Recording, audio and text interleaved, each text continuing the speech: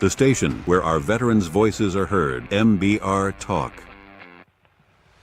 Hey, thanks for tuning in. Welcome, Quack. Program are those of the speakers and do not necessarily reflect the views or positions of any entities they represent. Find us on the web at mbradio.us. Ah, there it is. You tuned into the Farron Dozier Show on nbradio.us, TikTok edition, and Live Sports. Catch me here Wednesdays at 4 p.m. Pacific time, only on nbradio.us. Shout out. How did I do? Was that a good take? That might be.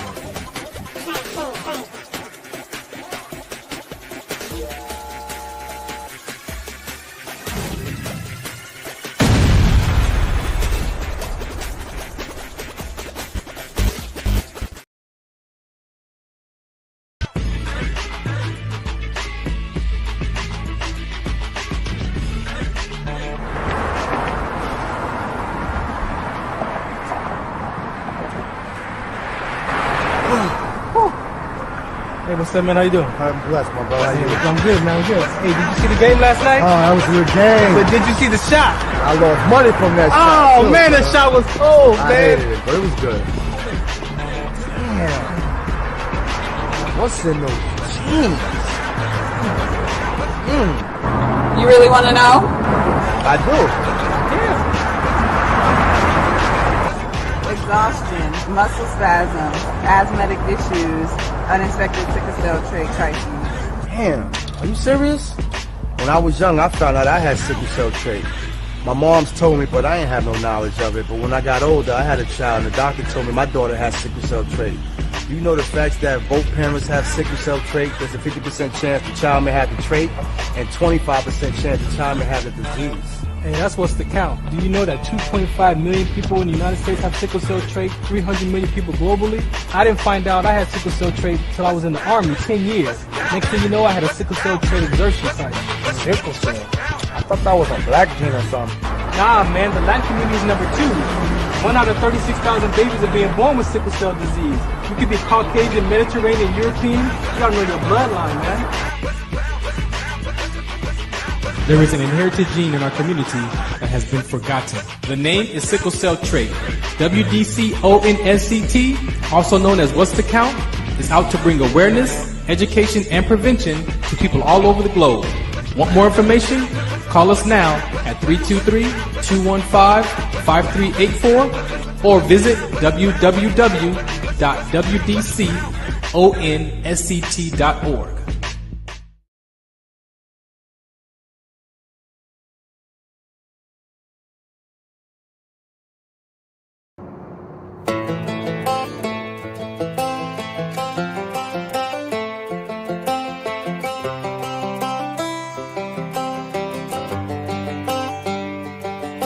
It's the guts and it's the glory. 100 stripes, 100 stories.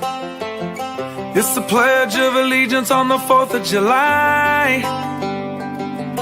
It's them handwritten letters from home.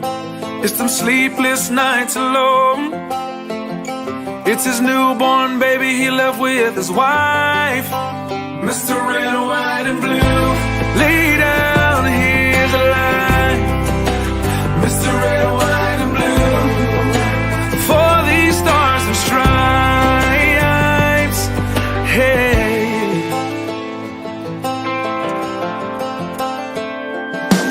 From the fields of Indiana to the swamps of Louisiana to the golden coast of California, Uncle Sam's the only family he's got. His purple heartbeat won't stop, and his 18th birthday was the day he was born. Mr. Red, White, and Blue, lay down, here's the light. Mr. Red, White, and Blue, for these stars and stripes. Mr. Red, White, and Blue, stand on the front line.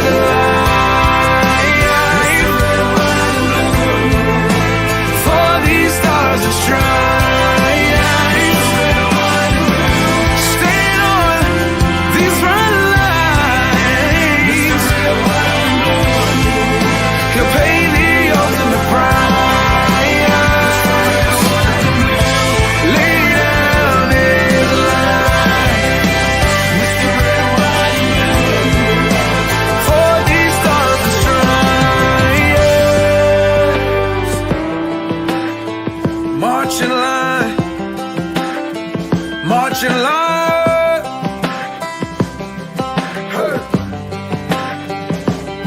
Hey.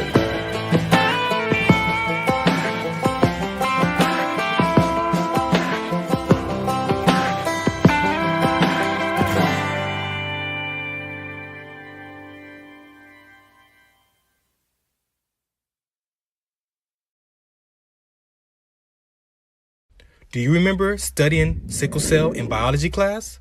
What's the Count on Sickle Cell Trait Prevention is here to bring you awareness, education, and prevention conversations around the risk factors of this inherited gene. Visit wdconsct.org. Well, all right. Welcome to the Farron Dozier Show on the Military Broadcast Radio Network.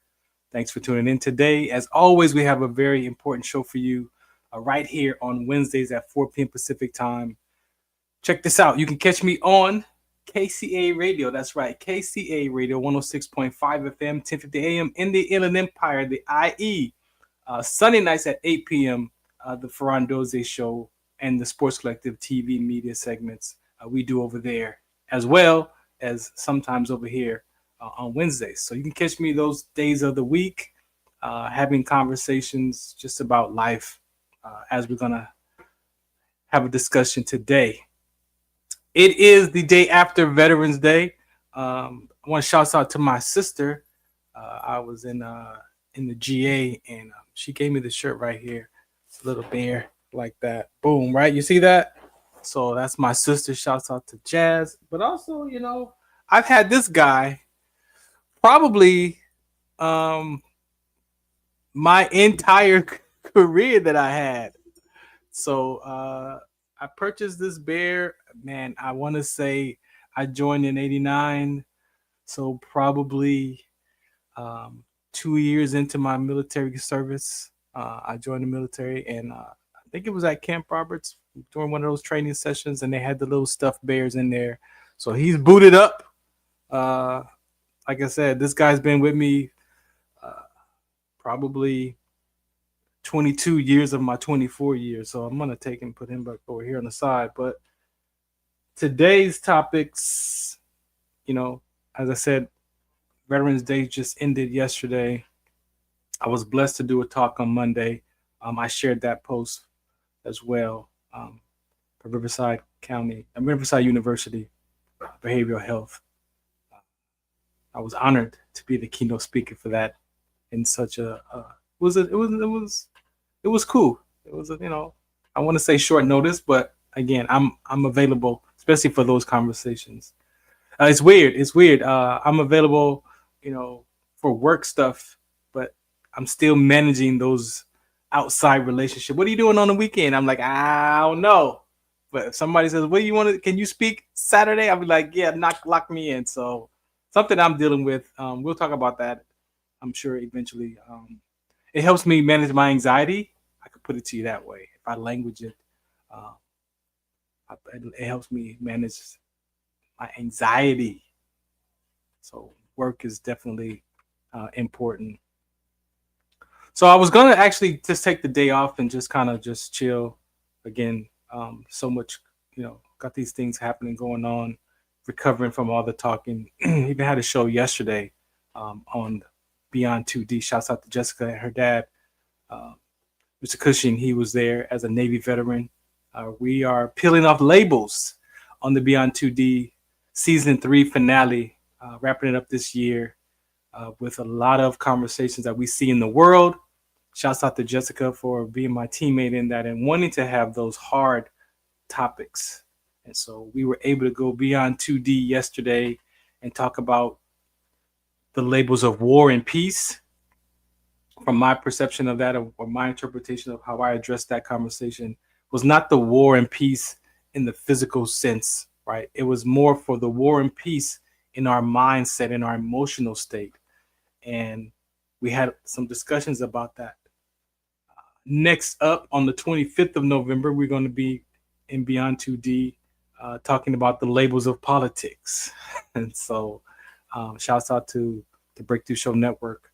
I'm on those episodes every second and fourth Tuesday.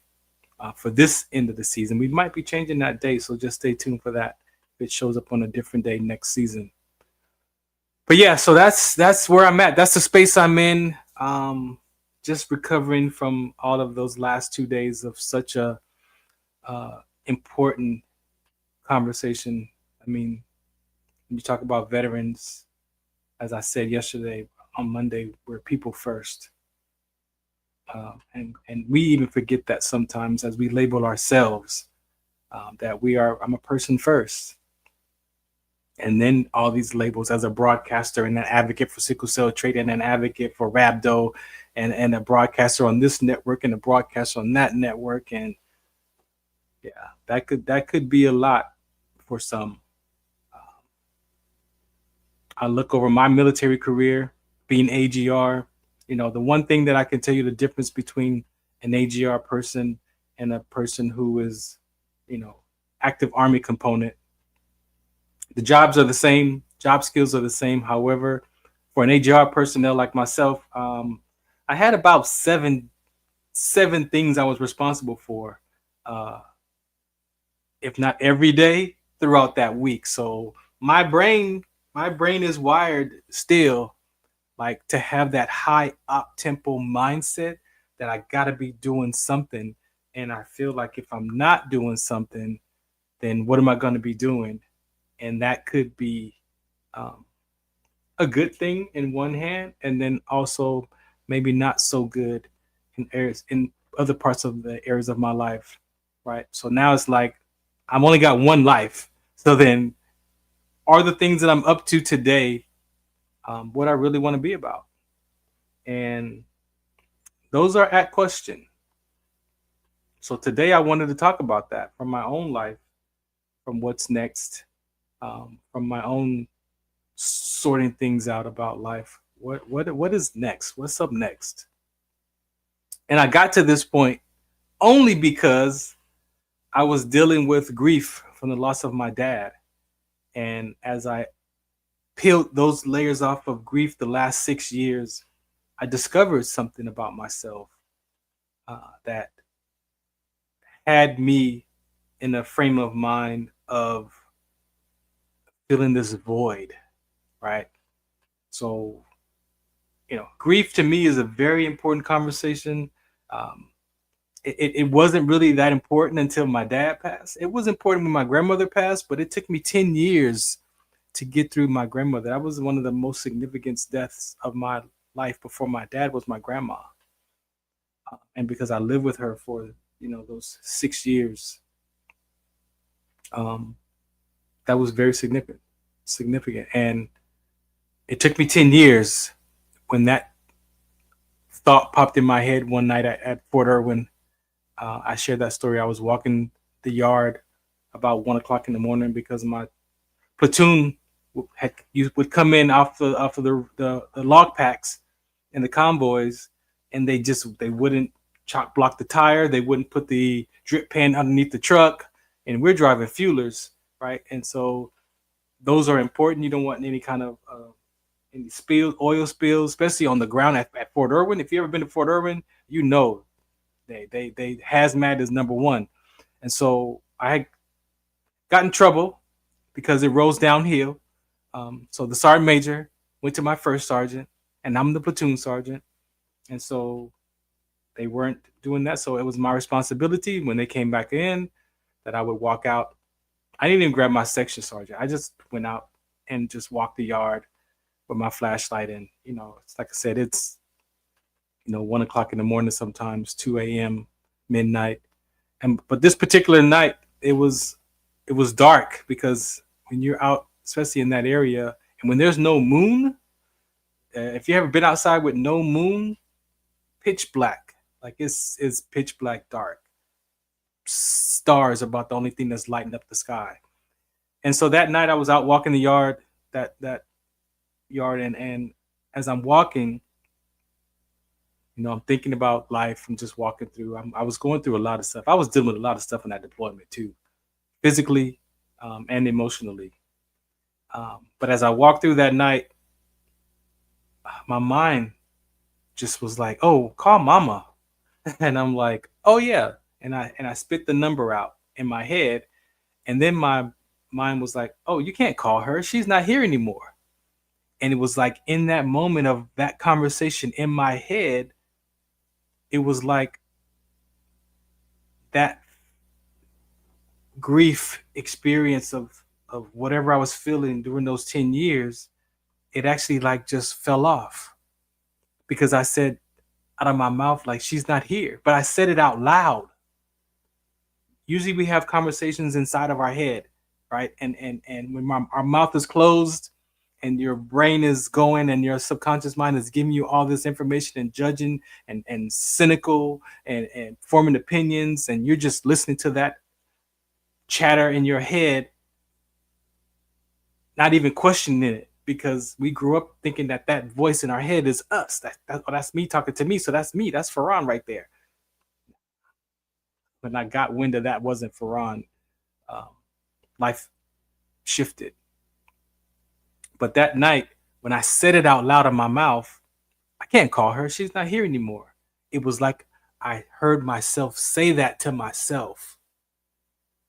The you versus the lowercase u spoke to the lowercase u, the capital Y-O-U. And it went away. Like I said, I felt lighter. Like I was like, oh yeah, that's right. And I went on about the yard. But I remember how significant that is because that was the night that I just released that grief of 10 years, right? So 6 years ago when my dad passed, I got the phone call from the caregiver. He had been passed, so he had been transitioned since Friday. It was Tuesday. And I didn't talk to him that weekend because I was studying. I was TV broadcasting school. So we would go, it was normal to go 3 or 4 days without talking. Usually we see each other on social media or something like that. But that Friday evening, he transitioned.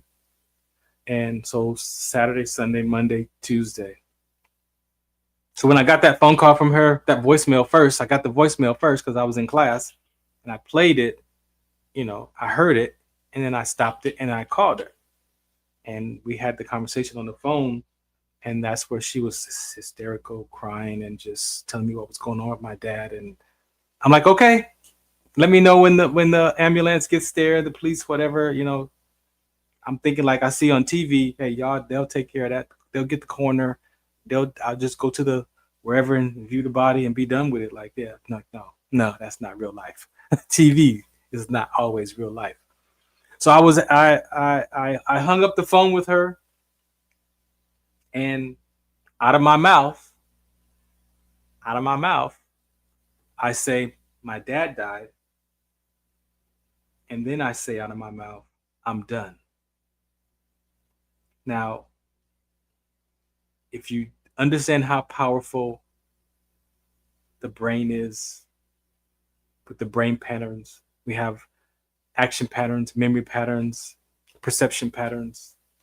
So when you understand just the basics of that, and you look and you apply that to your own life, and then you understand the spiritual context of out of the mouth comes the issues of life, out of the heart, and you know how powerful our tongue is, and what we say in one word, we can set a whole relationship on fire, exploding with dynamite because of just something that we say out of our mouth.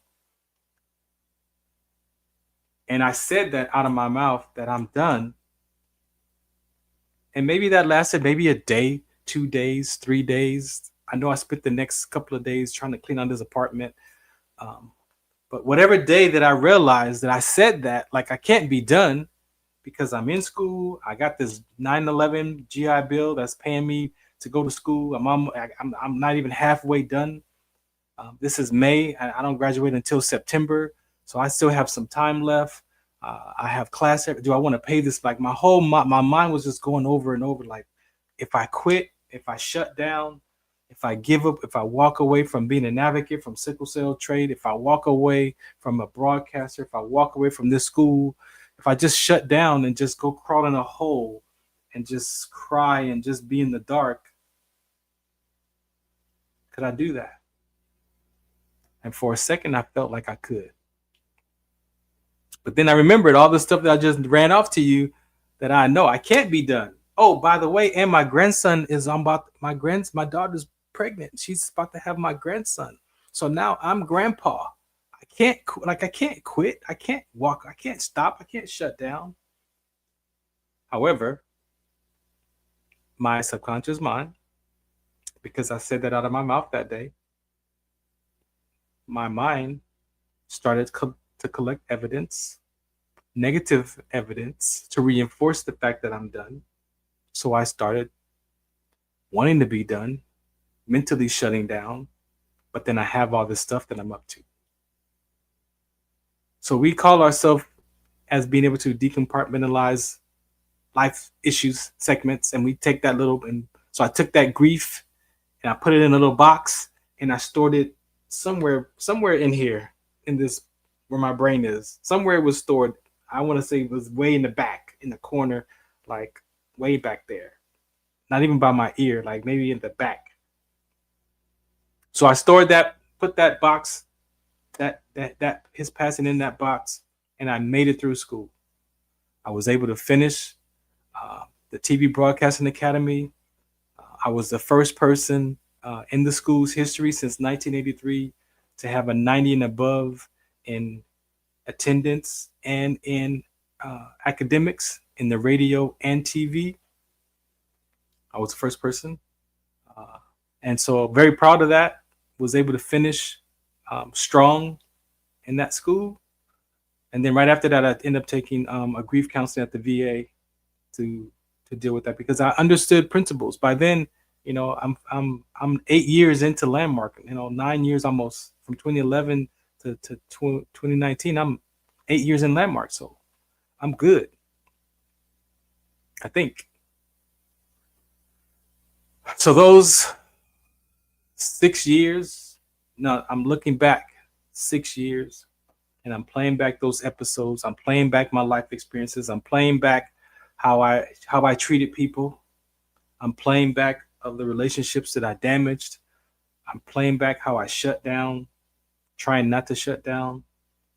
I'm playing back doing interviews where I set up a guest and then I don't want to talk.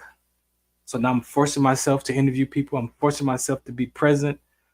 My interviewing skills suffer because I'm challenged in connecting. I don't want to connect with anybody. I just really want to shut down and just walk away. Maybe take a year off. I was telling myself, maybe I'll just take a year off and take a break. But at the same time of that life experience, I started looking at my own life, how much time I got left. What am I like?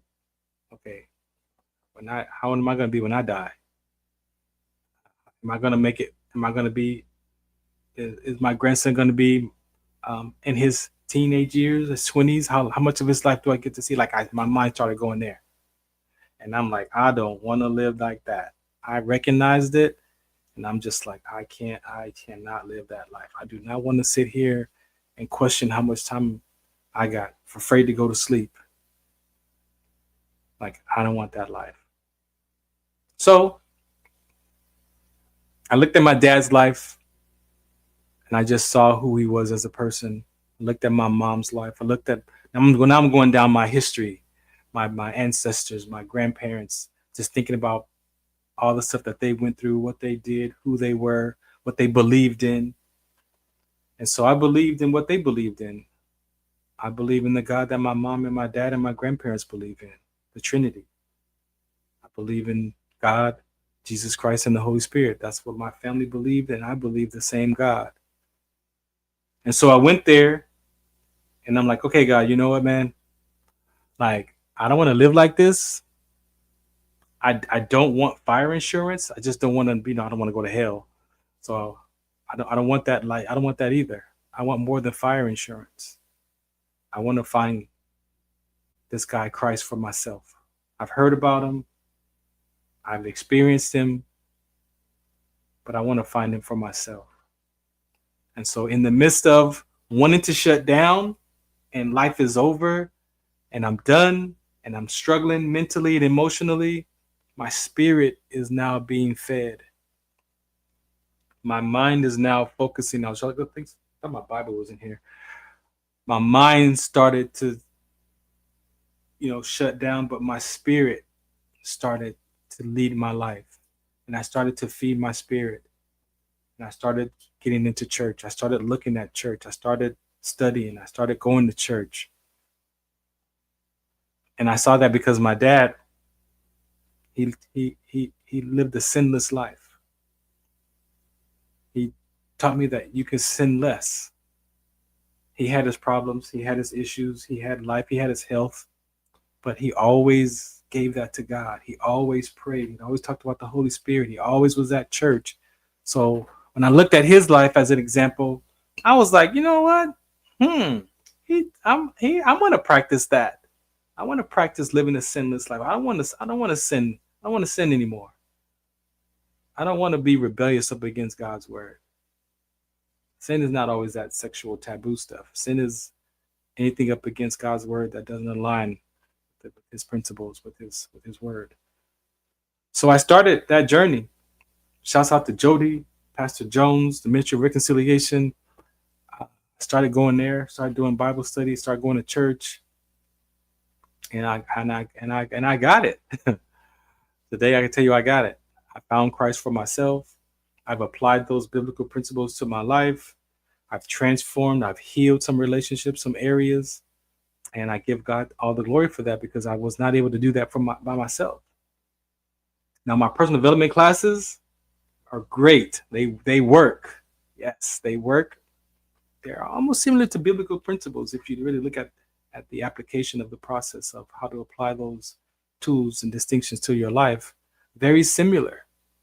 So by understanding principles, that we have to be used by them, and to understand that I've been used by some principles that were corrupted principles, I had to get another sense of my reality.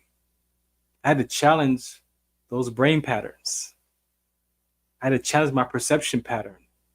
I had to challenge my memory patterns. I had to challenge my action patterns. All that equated to my life. And when I was able to go back in those education classes in 2011, I started to unravel some of those perception patterns. I started to unravel some of those action patterns, like my behavior and how I reacted to life and responded to life. I also started to challenge some of those memory patterns. And in that space of challenging all that, life transformed. That's where transformation happens. Now that education was not going to save my soul. It's not about that topic. That's not what they're there for. They're a tool, principles, distinctions. So that conversation led me back to the word. And here I am now in 2019, and I'm searching Christ. I'm searching God. I received the Holy Spirit at 16, so I'm not naive to the biblical principles. I didn't know a lot of things.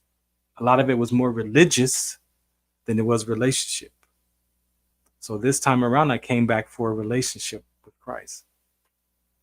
And in the midst of that, going through those processes and developing myself in the word and studying and applying those principles, finding the scriptures that match my stories, like all of it unraveled in the word. Like everything that I was dealing with was a passage of somebody who went through that God showed us as an example in the Old Testament.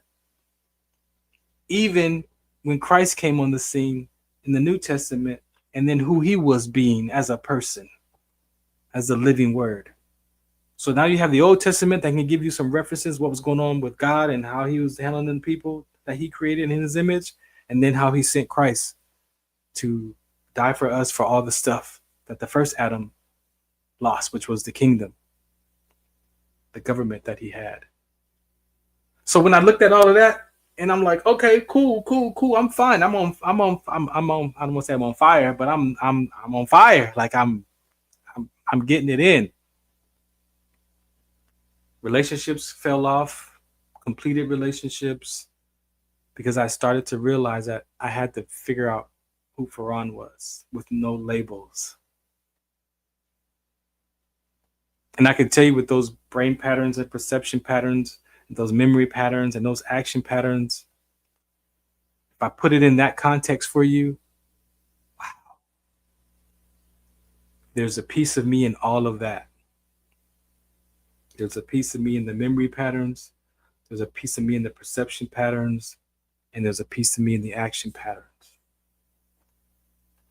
So what I saw with my dad's passing was that from 2011 to 2019, I was living in a living life context. Living life. See, most of us live in a survival life where we go back and forth. But I still do it today. Sometimes I'm in survival mode. Sometimes I'm living life. So in that living life, it's a be, do, and have. That's how I learned it from my education. Be, do, and have. So prior to my dad's passing, that phone call, that Tuesday afternoon, prior to that phone call, Farron was living from 2011 to 2019 in a be, do, have experience of life. I was being the advocate. I was doing what advocates do. And I was producing the results that I wanted to produce as an advocate. And you see it. You see it. I produced the results in the end of what I wanted to have as an advocate, the results. The radio shows, the speaking engagements, the college class, the nonprofit, like you name it, going into the military, HBCU tours, speaking at conferences, speaking in front of scientists and doctors and researchers about sickle cell trait. Like I'm the expert. Like, no, I'm just a patient advocate. I had to do the work to discover this gene that I carried and the impact of it. Like I almost died from that inherited gene, sickle cell trait. I went in to discover so I could learn about that gene. I found my voice in that gene that was given to me in my mother's womb from God. I was a broadcaster. I went to radio school. I was being that. I was being a broadcaster in TV broadcasting. So I was being it. And I was doing what they do. I studied. I was on the cameras. I was on creating commercials, making copy, like editing videos. Like my director's eye, as a TV broadcaster, you develop your director's eye. And I developed that. The creativity was there, all of it. I mean, I made game shows. Like we had to create different aspects of TV broadcasting so you could pick which field, was attractive to you. I made a game show. I did interviews. I was doing the news and the weather with the green screen. I was behind the camera on the switcher. Like I was in that space. I was producing results. But when I said I'm done, when I said my dad died and I'm done, what that did, as I said, my subconscious mind took that and it reframed my whole life. It reframed it back to the survival state of mind, which is I gotta have it, and then I'll do it, and then I'll be the advocate, or I'll be the broadcaster, or I'll be whatever that be is. So I have to have the school to do the advocacy work, and then I'll be an advocate. But this is the kicker. I have to have the talk show to do the talk show, and then I'll be a broadcaster. I'll be a talk show host. And inside of that, when I look back, it was no wonder I had like 5-6 shows. I had at least 5 shows. I have at least 10 segments. Like I got a lot of show ideas right here. I got enough shows that I could actually be on the radio 7 days a week, at least 2 to 3 or 4 hours at a day. 7 days. If I really wanted to be a broadcaster in the world, like a big boy, like whoever you listen to on the radio, I could be that kind of person because I have the content. I live the content. I have the ability to be on the radio 7 days a week, 2 hours, 3 hours, probably 4, because I would probably play music. And so if you listen to radio, 12, they play 12 songs per hour. Everything else is a little bit of talking and a little bit of report and a sports report, and then a contest and traffic. Like, if you listen to radio, it's not that challenging. So I'm saying that to say that when I discovered just this a few weeks ago, and I look back and I started to deal with choosing my life the way it is and the way it isn't. And my classes taught, applied, put my life in that story. I saw that I had been resisting some part of my life. I hadn't chose certain areas of my life. I defended parts of my life. And so to put myself in that topic that day, and I put the stories in there, and again, what popped up was me standing in the hallway at that episode and me watching myself in my mind say that my dad died and I'm done. And that showed me that I went from be, do, have to have, do, be. So the 6 years that have passed, I've been in this survival state of mind of grief, filling up that void with radio shows and filling up that void with pain and suffering. It was a mixture.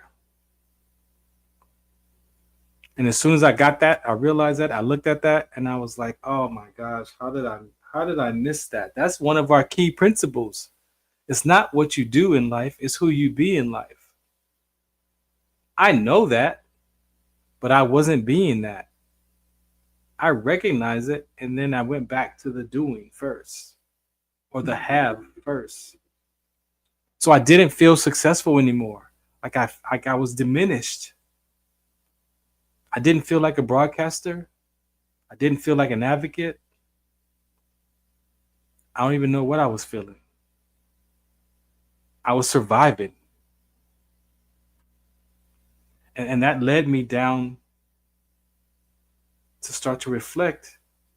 And when I put that back in order of the be, do, and have, I was sitting right here in the class online, and this room just lit up. I got a glimpse of my vitality come back, like I could breathe. And as the light got brighter, I got peace in that area of grief. It was like I ripped off 6 layers of grief by just putting my perspectives, my perceptions back in order of living life versus surviving life. And so I'm saying all this to paint this picture for you, if you're willing to look in your own life at some of these empirical truths. Empirical truths are, you don't have to go Google none of this. Apply those conversations to your life. Apply those principles to your life and see what shows up. It's not really, I'm not going to say it's not hard, because you have to be willing. I've been chasing peace of mind for 15 years. That chasing peace of mind for me interprets to, I interrupted the willingness to die. See, we wonder why, our veterans' suicide rate is 1 every 65 minutes. I'm not saying that this is the reason why, but I'm saying the relatedness to that conversation of my own personal experience, which I'm sure I'm not the only one, was a willingness to die. Like I was like, life was over. Like I said that, my life is over. Like we have to watch how we talk. We have to watch what we say. We have to watch what comes out of our mouth, our hearts. And so, I've been cleaning that mess up. Because after I looked and I recognized it, I could then look at the damage I could look at the damage that I caused, that I didn't clean up. I could look at the relationships that were broken, that were fractured. Can you imagine, your parent passing away, and then you're feeling like, do I even want a relationship?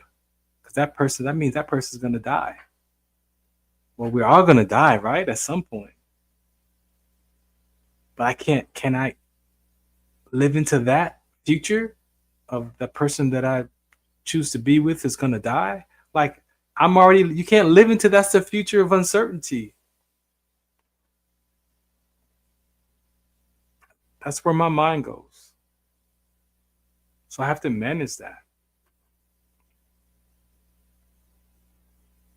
And so as I look and talk about my life, and getting back in church and choosing the life the way it is and the way it isn't,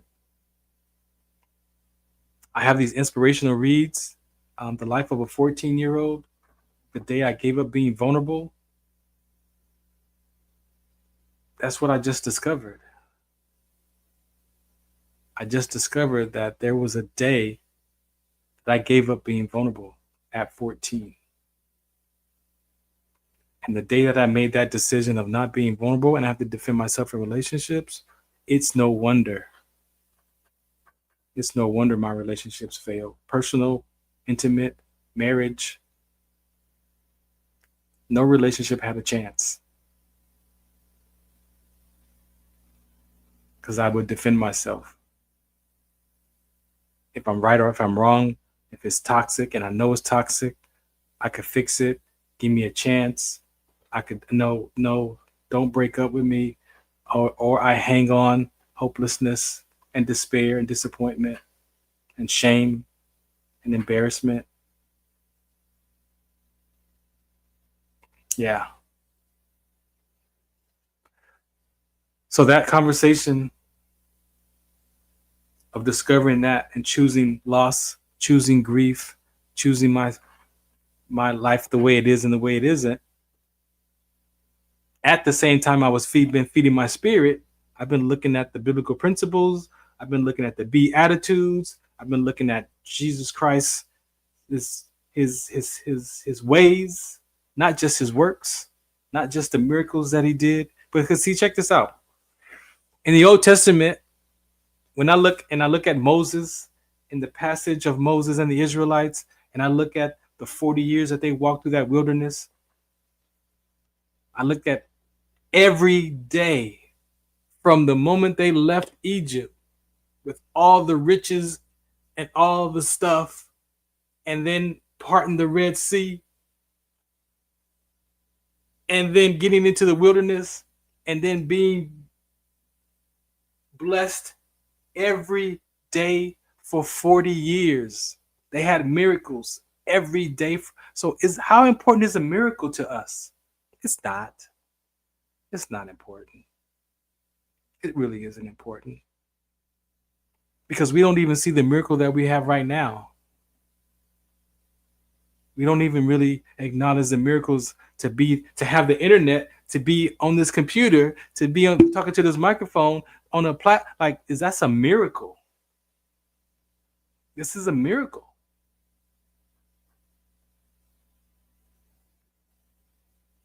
But they had 40 years. They walked on a 20-day walk for 40 years, and they had miracles every day.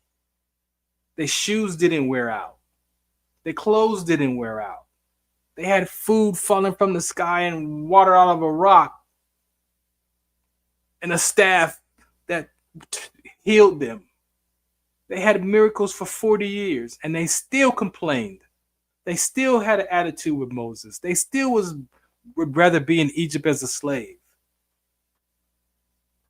They still, after all that. So then I took that passage and I put myself in that passage, and I realized that I was in the same wilderness with them. But that passage showed up for me as an emotional state. But that passage is about their heart. See, the Bible is about the heart of us. That passage is a perfect example of what life looks like today still. That the heart of man is still fractured and corrupted and hurt, embarrassed, or whatever that is. Just put your life in that context and in that principle and see what comes out. Most of us are living avoiding shame, disappointment, and embarrassment. One of those three, or all of them. And your anger is connected to that. Your frustration is connected to one of those. Who you think people see you as is connected to one of those. That if they find out about who you really are, you'll be embarrassed. You'll be shamed.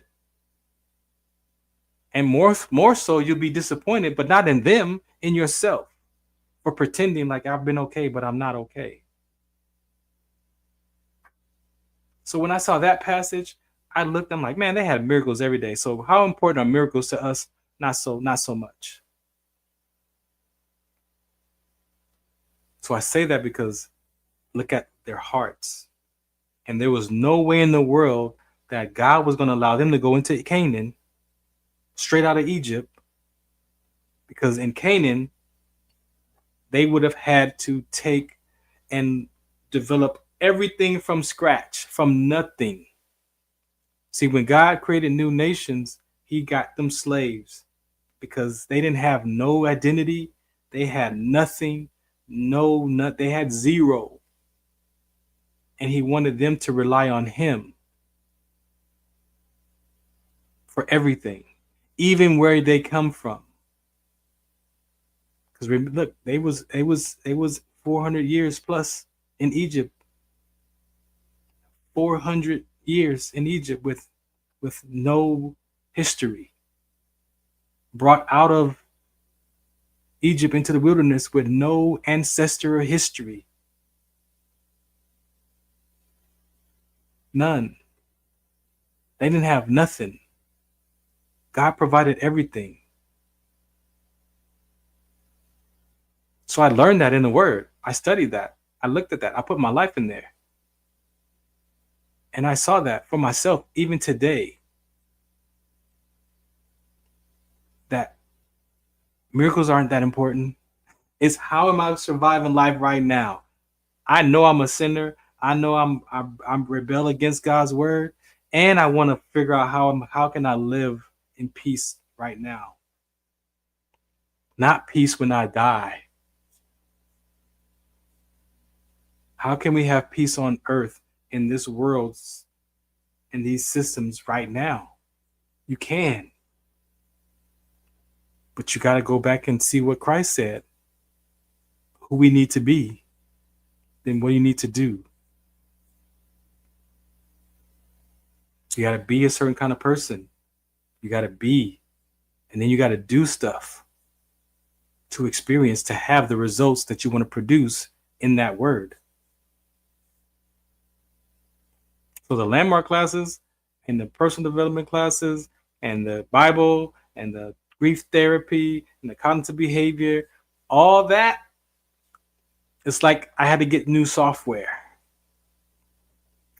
It's like I had to go and get new information because the information that I had in my brain patterns were corrupted. Not all of it. And corrupted to the point where it's not right or wrong, good or bad, but it's how I survived for 40 years. I survived with those brain patterns, with those memory patterns that were corrupted, that were filled with abandonment and broken trust and lack of confidence and shame and anger and frustration and disappointment and despair and hopelessness, all mixed in with the good stuff too, though. I wasn't a bad person. I was quiet. I was shy. I thought I was easy to get along with. Those were also corrupted too, because it was still protecting the other stuff. See, it was all mixed in together. It's still mixed in there right now. But the more that I've gotten into the word and those classes, I've been able to balance that out. So now that my mind, my subconscious mind, because you got to get that in your heart. So once I got that education in my heart, I got the kind of behavior in my heart, I got the grief counseling in my heart, I got the word in my heart. Now I filter that, but I had to pick something. So you have to pick, what are you going to use to lead your life? What are you going to use to challenge your reality up against? You have to pick something. You have to find an education. You have to find you got to believe in something outside of yourself that you trust, that you've tested, that when you apply that principle, man, you don't even recognize yourself. I have to pinch myself to see, like, who is this dude? Because that's not the dude from 40 and below. So when you find those principles that you trust, that you've tested up against your thoughts and your memories and your behavior, and you realize that, oh my goodness, like, that's not who I am today, man, your life alters. But guess what? That's what the Bible says. Repent, turn, change the way that you think. Get the thoughts of Christ. Change your behavior. Love yourself with the same measure that you love your neighbor. Love God first.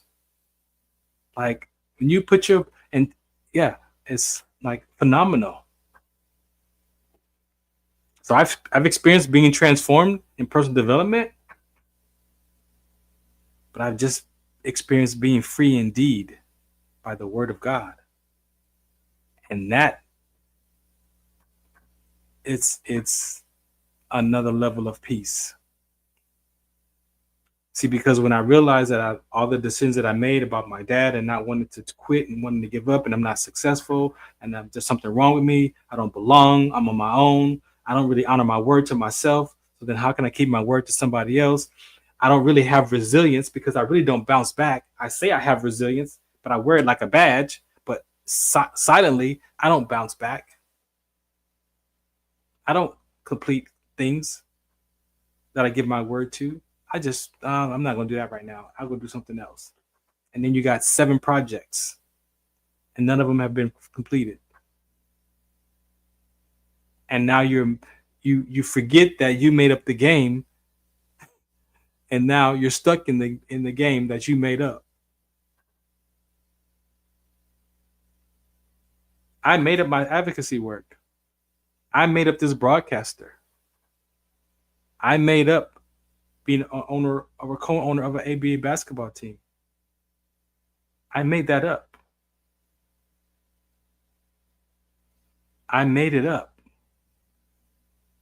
I made that up.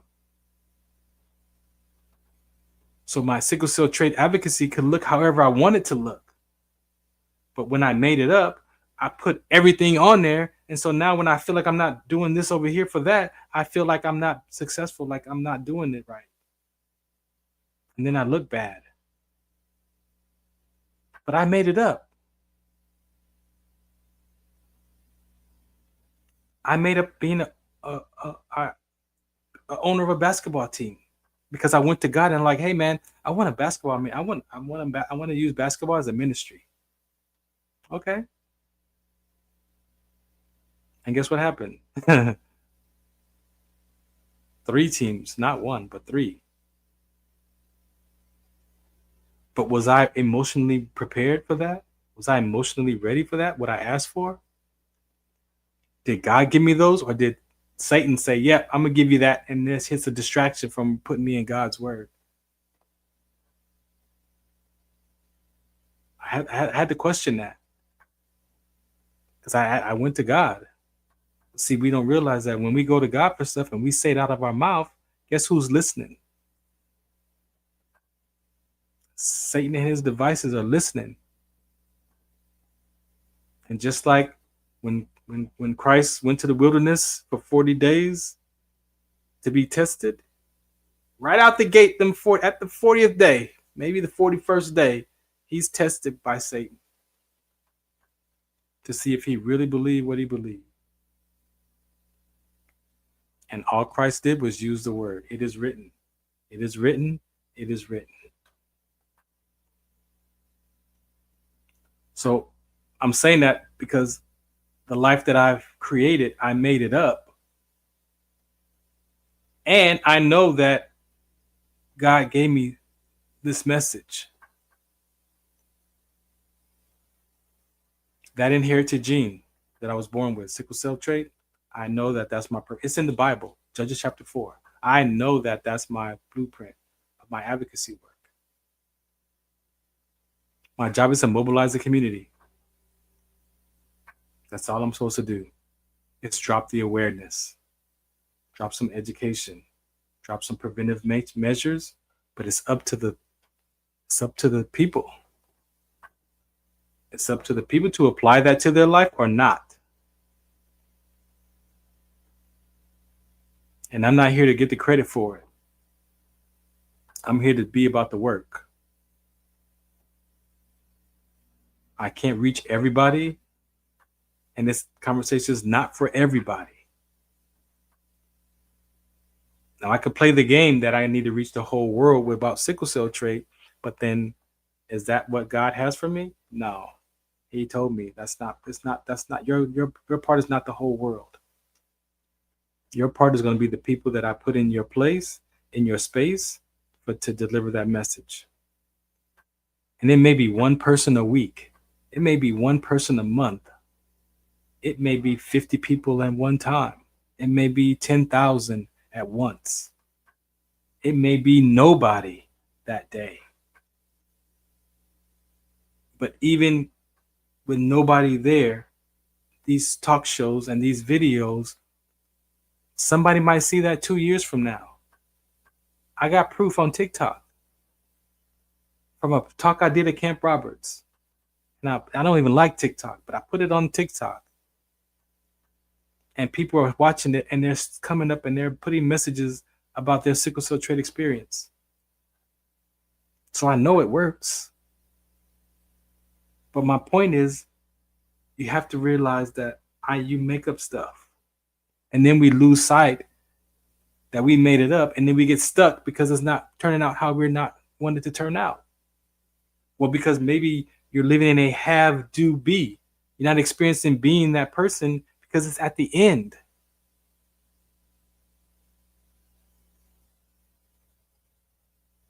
If I'm a rapper, I rap for the cause.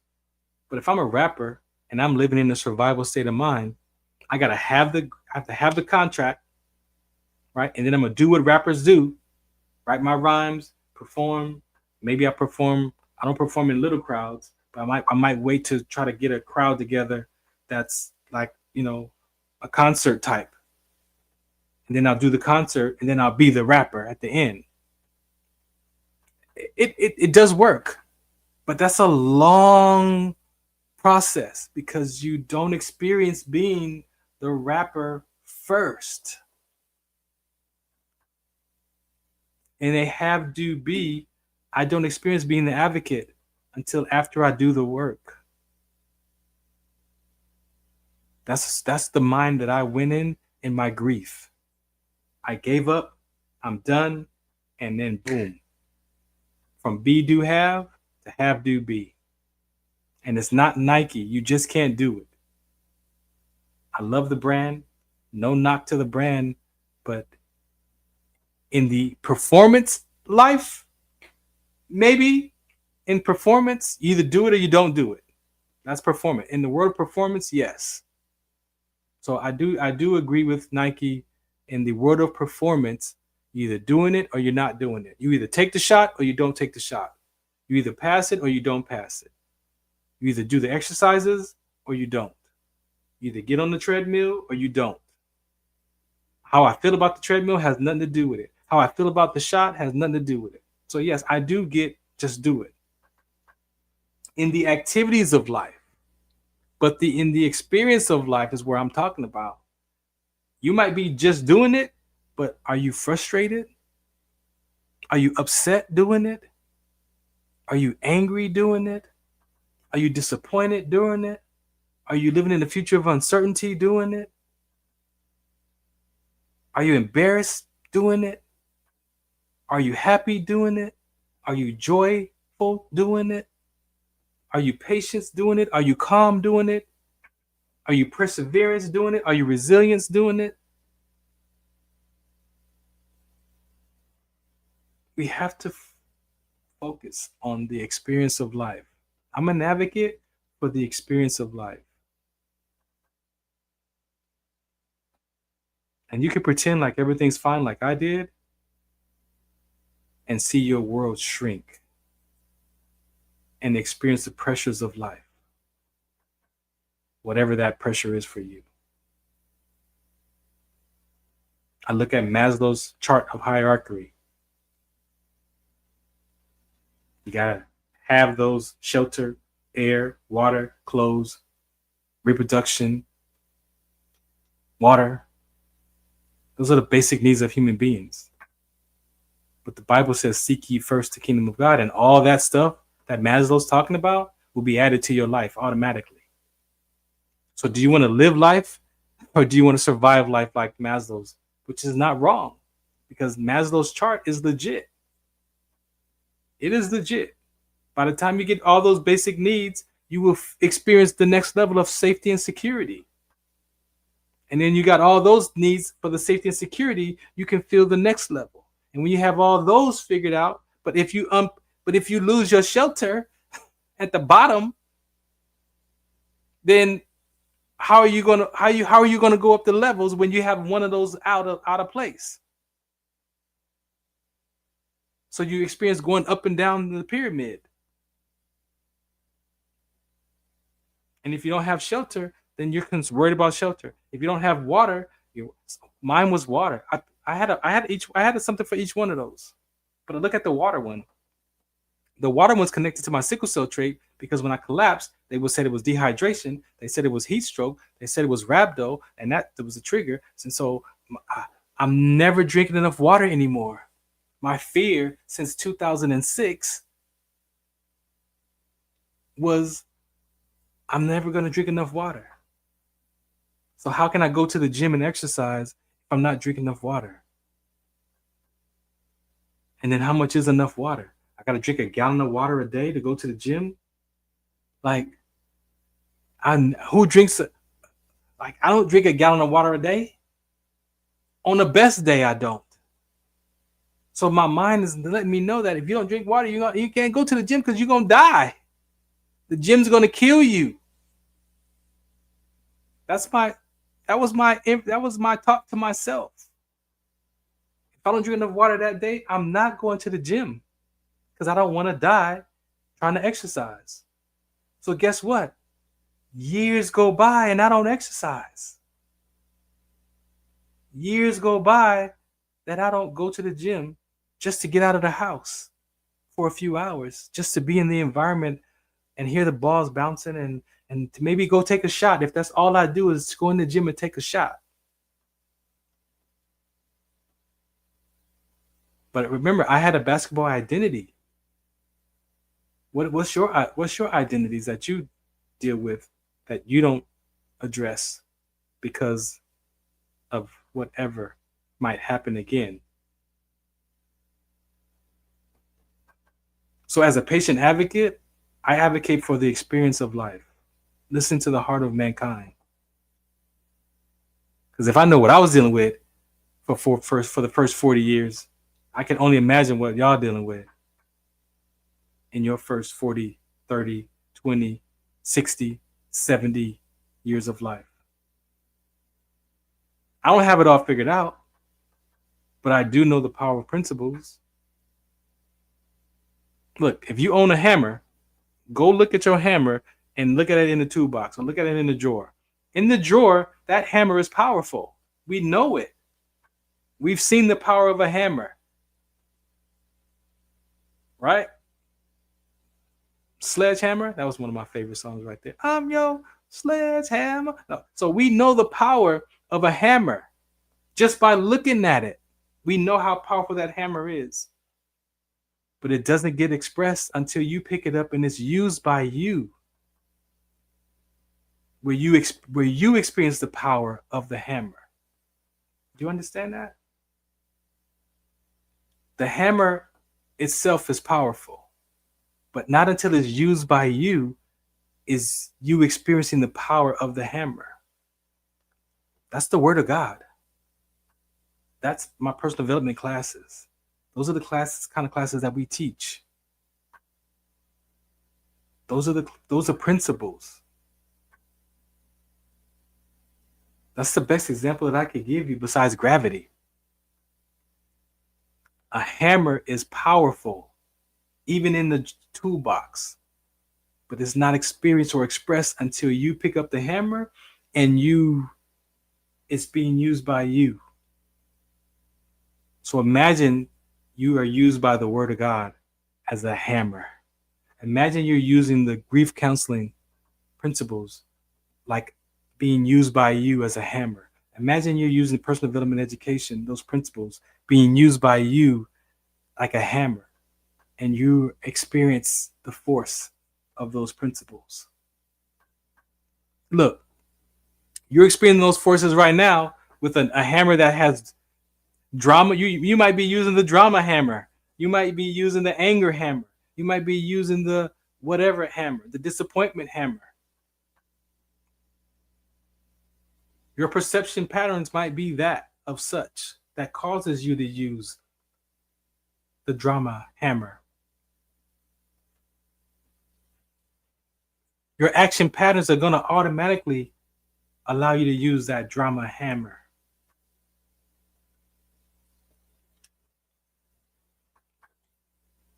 I've talked for an hour. I was going to do a rerun. But I'm learning there. I don't like to be a talking head. Like, I don't want to just sit here and talk. But this is how I get to express myself. This was my own personal therapy. So I became a broadcaster, not to interview people, but to stay connected and to express myself. And then maybe have a guest and the relatedness comes into play. But what if I have no guests and I'm not a broadcaster? No, because there's nobody wants to hear me talk. I don't even want to talk.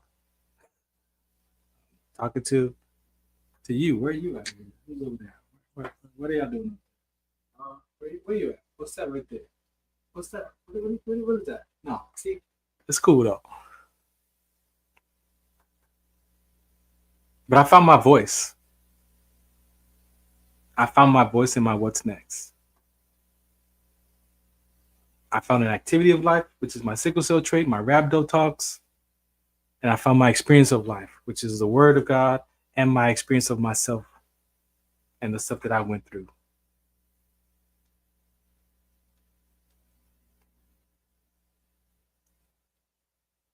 Out of all of it, you have to be willing to do the work.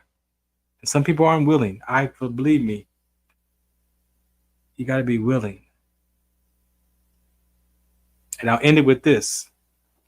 I've shared my classes that I'm in. The biggest part of my whole breakthrough, and when it comes to freedom and peace of mind, is this one piece right here. I had to allow my body to release the stress, to release the anxiousness, to release the disappointment, to release the anxiety, to release the worry. So when I'm in my classes and I'm doing the work and I'm applying those principles to my life and I'm applying them to those stories that I made up and I'm unraveling those stories and I'm getting insights on, wait a minute, that's what that is. That's not, no, that wasn't that. That's not me. Oh, that's what that, oh, wait a minute. And then all of a sudden, when I figure it out, there's this, that was a ache in my gut when I discovered that. And then when I discovered that ache and I discovered that principle and I apply that principle to the story, to unravel the story and tell the truth to myself about that cause or what happened, and then the body sensation kicks in with the ache, guess what happens? The ache goes away because the thought and the body sensation and the story that was all connected is now challenged. It's now like, oh, my life's not over. Oh, and that pain is gone, but guess what's left? There's a space where that body starts to then release all of the anxiousness, all of the that we feel it, but we think we're suppressing it. Remember, because we got it stored in the back of our mind, and we suppress it. We think, but then could that be why we know that stress kills? Could that be why that we know cancer is caused by the white cells?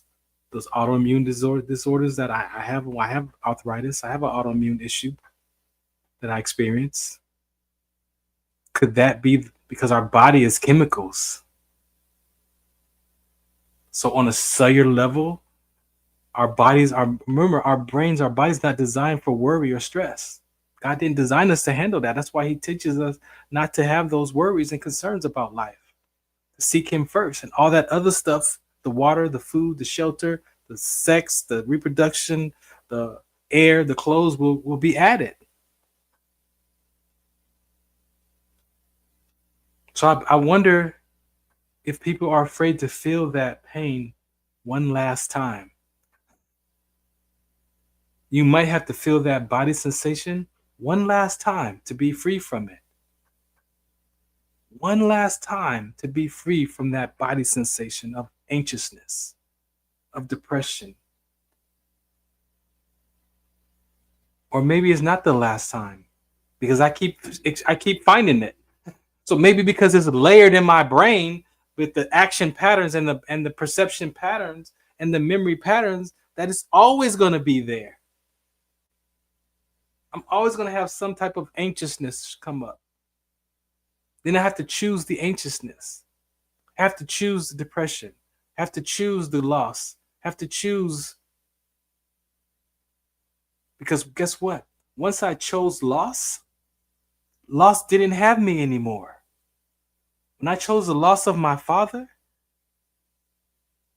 after saying that he died and I'm done, I hadn't chosen that loss for 6 years. I chose the loss of my father, and then I had it.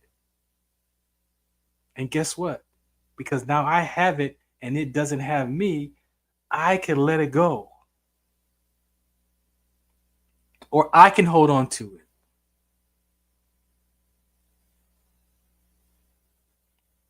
And now I understand why they say in the grief counseling, hey, when you feel those thoughts of the loss of that loved one and they come up, don't resist the thoughts. Go be with it. And I go be with it.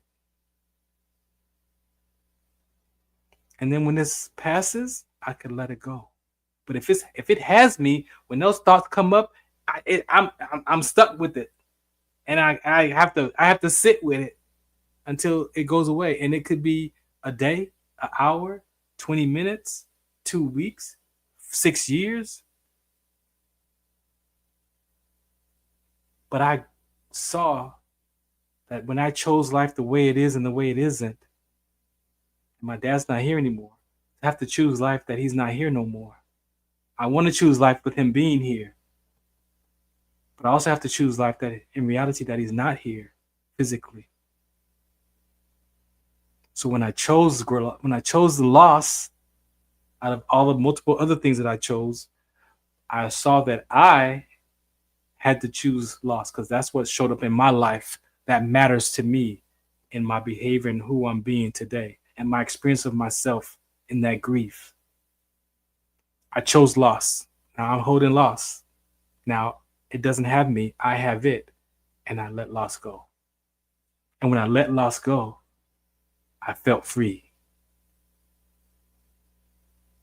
So now it doesn't have me. Now I'm going to feel it. Yes. The reality of it. Yes. The humanness of my father. Yes.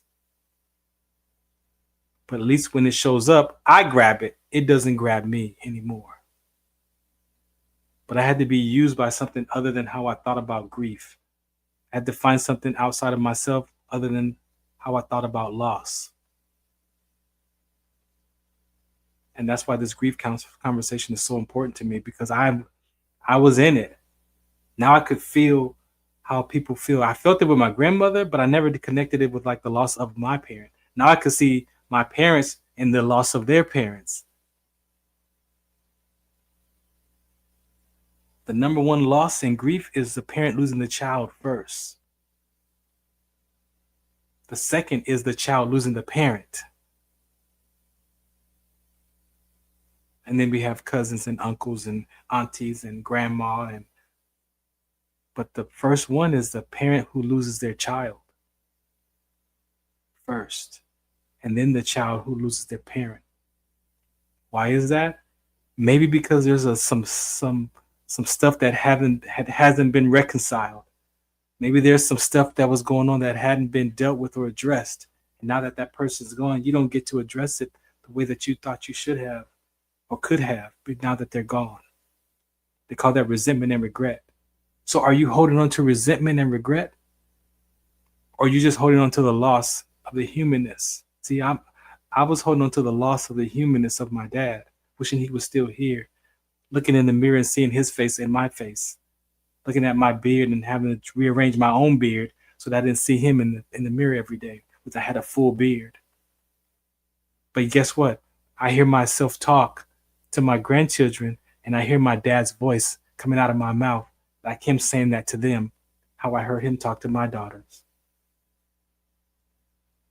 So can you imagine growing up and now having this grief of the parent who's now their voice is like Obi-Wan Kenobi and Luke Skywalker, who's like, remember I told you about that, Farron? Yeah, Dad. Okay, so now you see it? Yeah, now I get it, Dad. Thank you.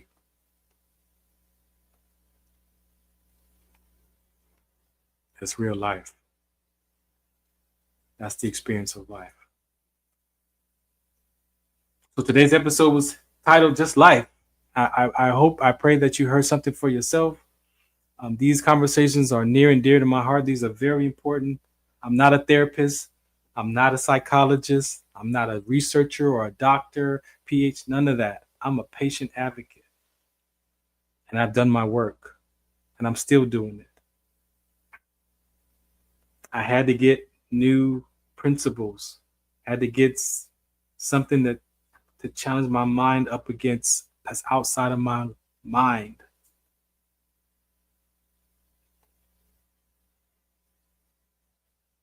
I had to get a new ideology. I had to get a new philosophy.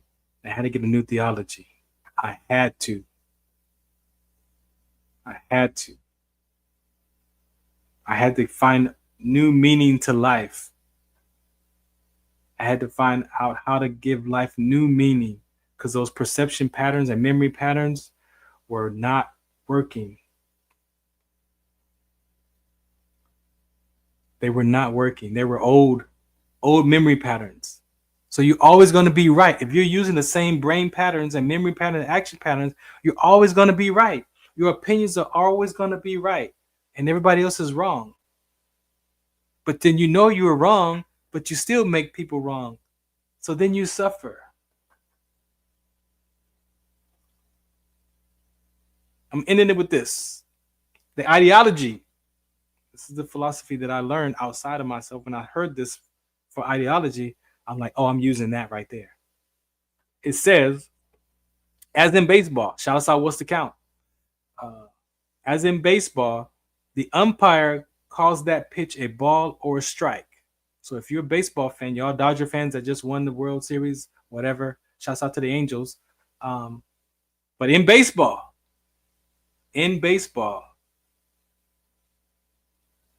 the umpire calls that pitch a ball or a strike. When it comes across that plate, when that pitcher pitches that ball, it comes across that plate, that pitch don't mean anything. It doesn't matter what the coach says, what the pitcher says, what the fans say, what the catcher says. That pitch doesn't mean anything until the umpire calls it a ball or a strike. You see that? Imagine you lived your life like the umpire of your life. Imagine you live like it doesn't mean anything until you give it meaning. Until you give it a meaning. Yes, you can listen to people and get other insights from people, and people can tell you, oh, you shouldn't do that. You need to do it like this. Hey, okay, so tell me why you think I should do it like that. Give me your experience with that. Have you ever experienced that? So tell me then why you think I should do it that way. And then listen. And then now, before you make it a ball or a strike, you could go back and run the replay. Okay, you know what? It was high, but it was still inside. Maybe that wasn't a ball. Maybe it was a strike. Or maybe, you know what? Maybe I don't have to be like that kind of a person. I could be this kind of person. Or maybe I have to do it like that. I could actually design it and do it like this. And then I give it meaning to my life. But sometimes we allow outside forces to give meaning to our life. We allow our past experiences to give meaning to life currently today. Brain patterns, perception, memory, and action. Sometimes those patterns that we already have stored to navigate life, it might have been a strike and it wasn't a ball that day. Maybe my mom didn't abandon me. Maybe my dad didn't or did love me. Let me go rethink. Let me go look at and maybe go run that back. Maybe I gave some meaning to that was influenced by something else. Maybe she was never gonna leave me because I felt like my mom would go. But I made a decision that my mom was gonna leave me and I can't trust her. So now I can't trust women. So now every girl's gonna leave me. And I'm living into that. That's what I made it mean. But guess what? Maybe they wasn't ever gonna leave me. And then I sabotaged the relationship and pushed people away that really cared about me. But my perception pattern was like, My memory pattern was like, oh yeah, no. My action pattern is do this and get out of here. Do you understand that? The philosophy. This is my favorite. The new philosophy is a plane in autopilot self-corrects. So we're looking at airplanes. We got baseball, the Dodgers. We got airplane issues right now, right? So looking at airplanes, air traffic controllers, but the airplane in autopilot it self-corrects. So the pilot gets that plane off the ground. He's up in the air. He puts it in he sets the coordinates, puts it in autopilot, and let it go. All right? You understand that? You've been on the plane before. You know what that looks like, right? You know what that feels like. You can sense it, right? So a plane in autopilot self-corrects. It's never on course. The plane that's in autopilot, it self-corrects because it's never on course. It'll drift this way, and then the coordinates, it'll put it back into place. It'll drift a little bit, and then it'll self-correct. It'll drift, and it'll self-correct. Listen, a plane in autopilot self-corrects. It's never on course. Live life like the auto-correcting system. So what system is in the plane that when the pilot puts it in autopilot, that software auto-corrects it? That's a software. That's a program. That's a download. That's an app. That's a something in the airplane's setup that they trust. They trust that software to keep that plane in the right direction enough to auto-correct it if it gets off course. Now you tell me, what system are you using like that auto-correcting system? What software are you using? Is your software outdated? I was living life from a software of a 2-year-old. I was living life from a download from a 5-year-old and a 6-year-old and an 8-year-old and 11 and a 14. Like, do you understand that? Does that make any kind of sense? That's an empirical truth. That's an empirical truth. Live life like the autopilot, autocorrect. Like, you got to get that. You don't got to. Last time. A plane in autopilot self-corrects. It's never on course. Live life like the auto-correcting system.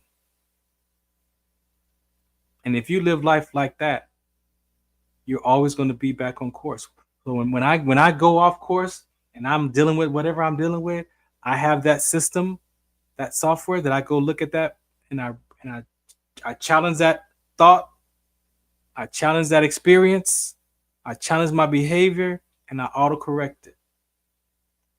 Now you want to autocorrect it before somebody corrects you. That's a whole nother subject. Because when somebody has it pointed out, that's where it gets a little bit out of hand.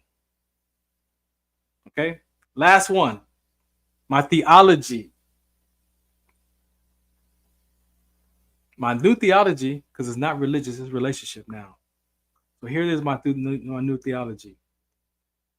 As much as we are told we are social beings in the human experience. So as a human being, we're social beings. That's why when we feel excluded, we feel like we're alone, when we feel like we're being abandoned, or when you're on punishment, you got to get out of my face, go to your room and be in that room by yourself. Go to jail, go to prison, you're excluded from the world. That hurts. That hurts. That hurts the human experience. Right? So the theology is, as much as we are told we are social beings in the human experience, the spirit has an additional conversation about this walk that can be alone from man, but present with God. Now, we're social beings, right? And we want to belong and we want to be connected to people. We want to hang around people. But that walk with Christ, with God, is by yourself. And that's what the spirit has to have. So we're spiritual beings. If you believe that, we're spiritual beings first, and then we have the soul and this body that gives us the senses and the survival skills to live this life that we live until we're out of here. Right? So that's the thought process. I had to get a new theology. And this is what it sounds like. This is how I put myself back on track. As much as we are told we are social beings in the human experience, the spirit has an additional conversation about this walk that can be alone from man, but present with God. So I had to get a new ideology, a new philosophy, and a new theology. I had to find something outside of myself to challenge my life up against. And I'm sharing with you that may be where you could look to start to transform and to reconcile and to heal your life experiences. Not the activity. You're going to do what you're going to do in performance. You either do it or you don't. But are you doing that upset and frustrated? Or are you doing that with patience and calmness or peace? And we have so many memory patterns and action patterns and perception patterns, and that my brain is going to go back to what I did to survive that moment. My brain is going to react first to how I survived that pain, because I have the action pattern, I have the memory pattern, and I have the perception pattern. And as soon as it looks like what my brain is looking at, thinking that this is about to happen again, we wonder why our relationship turned out always the same. We wonder why we're always right and they're wrong. It's your brain. It's not even you. It's not even you. That's why you can go in there and cook on the stove and know not to touch the oven or not to touch the fire or not to touch the pot because it's hot. You were trained that. That's why when you drive your car and you see those red lights pop up, it doesn't matter if you're on the phone, eating a burger and driving a stick with your leg and shifting gears. When you see red lights in front of you, boom, oh, I got to put my foot on the brake to slow this car down. It becomes natural. It becomes automatic. How much other stuff are we doing in life that causes us to do stuff automatically? That you're not even present. You're eating on the phone. You're eating on the phone, talking and driving and playing music.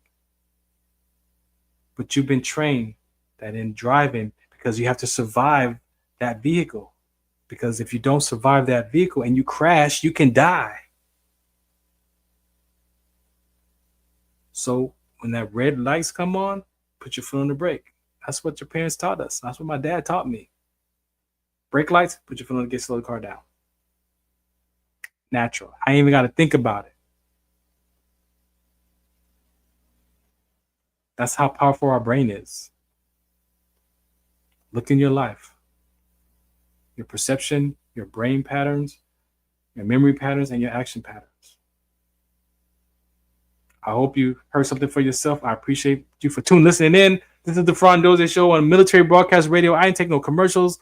I'm out of here. 90 minutes.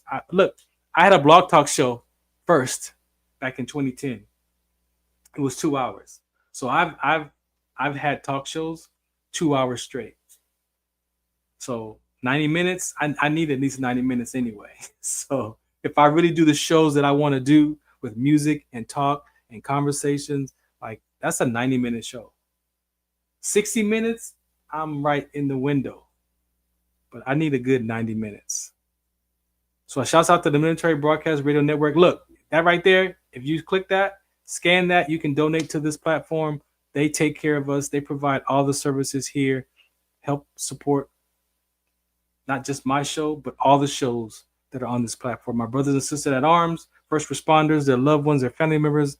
There's lots of shows that you can go to mbradio.us and check them out. Catch me Wednesdays at 4 p.m. Pacific time, and catch me at KCA Radio on Sunday nights at 8 p.m. All right. I appreciate you for listening, tuning in. I'm going to play some PSAs. I'm going to wrap it up. I got class tonight. It's my Wednesdays and my development day. So I'm out of here. I appreciate y'all. I'm going to play 2 PSAs real quick. Oh, if you want information, got to go to farrond.com for all the things that I'm up to. You can find it there. You want that sickle cell trait conversation, wdconst.org. And again, if you go to farrond.com, everything that is a link there will lead you back to whatever aspect of life that I'm up to that's important to me. You can find it out at farrond.com. I got to say this, though, before I get out of here. So as a basketball owner, co-owner, the IE Hounds, the Inland Empire Hounds, are in season. And if you would like to be involved in that conversation, I don't even think I have I do. Oh, there it goes. Boom. Go to iahounds.com. You can check out the platform for the basketball ministry. We are in 2 games in so far. We're 1-1 as a team. Our next home game is November 23rd at the Norton Gym in San Bernardino. For me, it's a basketball ministry. So if you'd like to support that, we have campaigns for the love of dogs. We have the sickle cell trait hydration campaign, and of course the mental health, mental toughness campaign. But you're able to bring whatever you care about. If you're in the Inland Empire, you want to be a part of it, bring your company, bring your brand, celebrate with us at a game, come and watch a game. If you'd like to do a fundraiser with us, we're offering 30% off the ticket price that will go to your cause or the cause that you care about, so that you can help support either what we do or what you care about. For me, as men, as a basketball identity that I have and still have, sometimes we got to figure out what's next, right? So I went from not being able to shoot baskets and be on the court to now being in the role of a basketball owner. So I'm still connected to the game, right? I'm still connected to the basketball. The level of owning a team or being a co-owner of a team, it's way different than being the guy that just gets to show up to practice and shoot the hoop. It's all important, all pieces that go together. But I'm responsible for finding the companies, the brands, the money. Like this ABA is not cheap. It's a real business. And so if you want to be a part of the ABA, the IA Hounds, go to iahounds.com. Click around the page. You'll see the sponsorship deck. You can see you can see everything that you need to know about the IA Hounds is all on there. You can go there, click that. We're looking for brands to partner with us for the dog campaign. We're looking for interviews from dog breeders to grief counseling for pet owners. I'm in that category. I had to put my dog down, Daisy, 2022. And we talked about grief earlier. Never dealt with that grief. Put that grief of my dog in the back of my mind. And then becoming this co-owner of the IA Hounds. The mascot is a dog. What better way to express myself and free up those emotions about my dog to help other people. I don't want another pet. A little bit part of me does, but my emotional state says nope. So I'll contribute in helping other people support their dogs and support dogs from adopting to vaccines to medical care. That dog world is a serious world. That dog world is very serious. And there's a lot of conversations around it nationwide for dogs and cats. So we're starting off with the dogs. We're including the cats as well, and all the other animals, right? So, but we're focused on the dogs with our team. So go there, iahounds.com. Be a part of our brand this season. We got a great sponsorship package for you that you can pick from. We can a la carte it to fit your budget.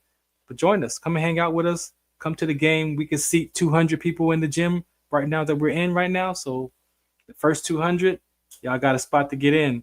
All right. I appreciate y'all for listening in. This is the Farron Dozier Show on the Military Broadcast Radio Network. I'm going to drop these PSAs and then I'm out of here. I appreciate you. Do you remember studying sickle cell in biology class? What's the Count on Sickle Cell Trait Prevention is here to bring you awareness, education, and prevention conversations around the risk factors of this inherited gene. Visit wdconsct.org. Muchos de nosotros nos vemos afectados por la enfermedad de células falciformes a diario y un número creciente simplemente no nos damos cuenta. Los impactos de esta enfermedad afectan a todas las personas y en especialmente a las personas de color y con antecedentes diversos. Estar en servicio conmigo y con los demás a medida que creamos una mayor conciencia sobre cómo identificar y dirigir el tratamiento de los rasgos de células falciformes y ayudar a las familias a saber cómo superar el trastorno de células falciformes. WDCONS Zetovia salve, made from natural and organic ingredients, good for inflammation, poor circulation, hemorrhoids, yeast infection, lip sores, dry coughs, eye pain, minor cuts and bruises, and ready to purchase at botanicaherbalco.com. BOTANICAHERBALCO.com. botanicaherbalco.com. Tune in to the Farron Dozier Show on KCA Radio 106.5 FM, 1050 AM. Also streaming from the KCARadio.com website on Sunday nights at 8 p.m. Pacific Time. Brought to you by Sports Collective TV, Sports Collective Radio, and Sports Collective Media. We got the Heme Factor, we got In the Zone, and we got Fourth Down in the 20-second timeout sports segment. All for you right here on the Farron Dozier Show on KCA Radio 106.5 FM, 1050 AM. Also streaming from the KCARadio.com website with my guest hosts Robert Lamar and Coach Will. Catch us on Sports Collective Media on Instagram and Facebook. And make sure you watch us Sunday nights at 8 p.m. on KCA Radio 106.5 FM, 1050 AM. Also streaming from the KCARadio.com website. Music, talk, sports, and so much more in the Farron Dozier Show.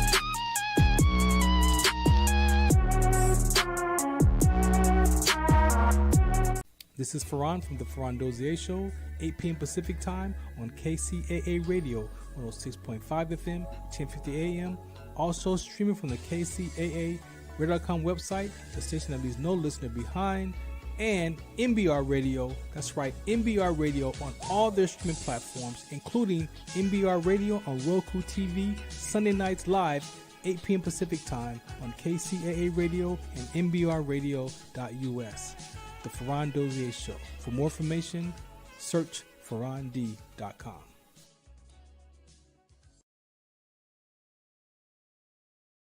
Justice Jackson, they captured Herman Goring alive. Tell me about him. He's the face of the Nazis. I'm gonna put Goring on trial. If it escapes the hangman's noose. Very sure of yourself. No man has ever beaten me. Goring has to fall. You don't just have to win, you have to be flawless. You're walking into a trap. Knowing what we know now, would you still follow Adolf Hitler? Nuremberg, rated PG-13, now playing only in theaters. Ladies and gentlemen, Thank you for tuning in to Military Broadcast Radio. As we wrap up today's show, we want to remind you that the podcast of today's episode will be available right after we go off the air. So if you missed any part of the show or want to listen again, be sure to check it out. And remember, we're here to support and honor our veterans. Your stories and experiences matter, and we are committed to giving you a platform to share them. That's right. We're here to give our veterans a voice. So don't forget to catch the podcast and stay connected with us. Giving our veterans a voice.